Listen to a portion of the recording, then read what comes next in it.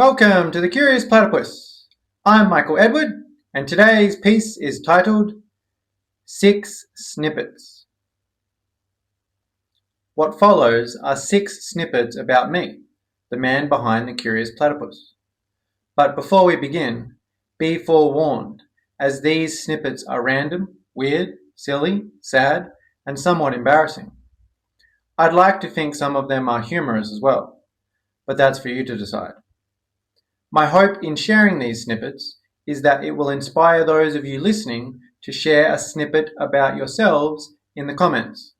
That way, we can all grow closer as a group of internet strangers. And so, without further platypus ado, here we go. Number 1.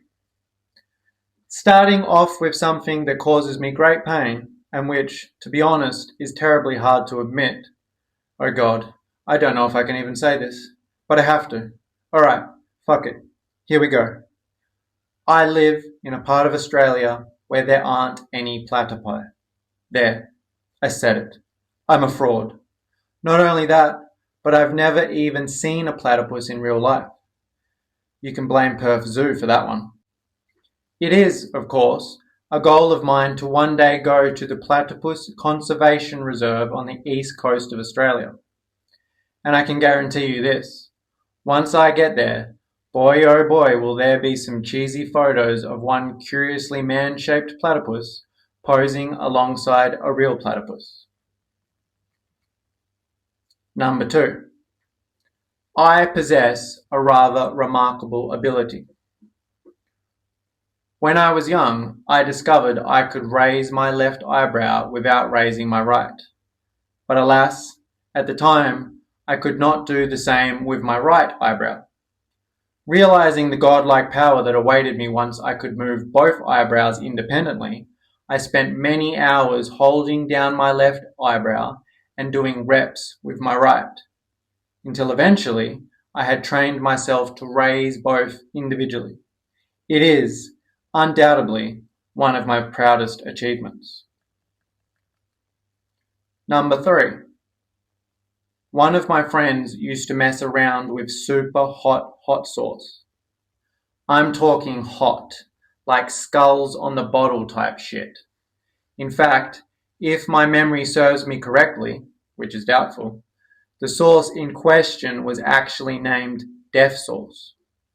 Being young and dumb, and most likely drunk and stoned, one day, through an act of monumental idiocy, I managed to rub that sauce in my eyes.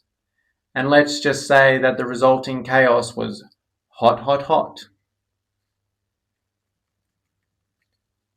Number 4. In primary school, I once got detention from my sports teacher, Mr. Otley. He was upset that I had jumped on a big Hessian sack full of soccer balls. On the detention slip, in the spot marked "Reason for detention," it said, "For jumping on Mr. Otley's balls." Number 5.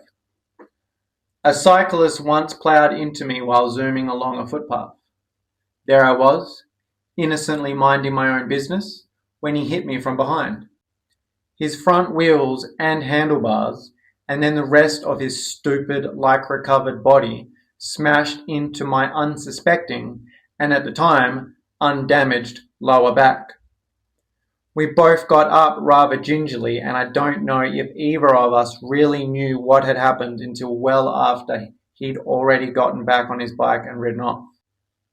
And while I could never conclusively prove it, as I've subjected my body to countless bouts of self-inflicted carnage over the years, I've always wondered if that collision was what initially injured my lower back.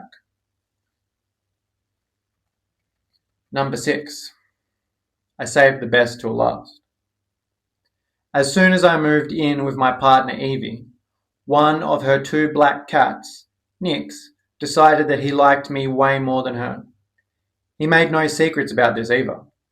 I mean, that adorable little scamp will bail on Evie to come and hang out with me whenever I lay down on my bed. He nestles into the crook of my left arm, placing his 2 front paws up on my shoulder and wrapping his tail around my forearm. He has claimed that spot as his own, so much so that he guards it with a rather possessive intensity. See, if Evie and I lay on my bed and cuddle, she must be in the crook of my right arm. If she's not, Nix will jump up on the bed and stare at us like he's just caught us committing adultery. He will then proceed to stalk around the bed until Evie moves to her side, at which point he will claim his rightful spot. Or, if Evie doesn't move over, he will often climb on top of us and awkwardly position himself in the space where mine and Evie's bodies meet. Personally, I think it's adorable and hilarious, but I'm beginning to think Evie is getting a bit jealous.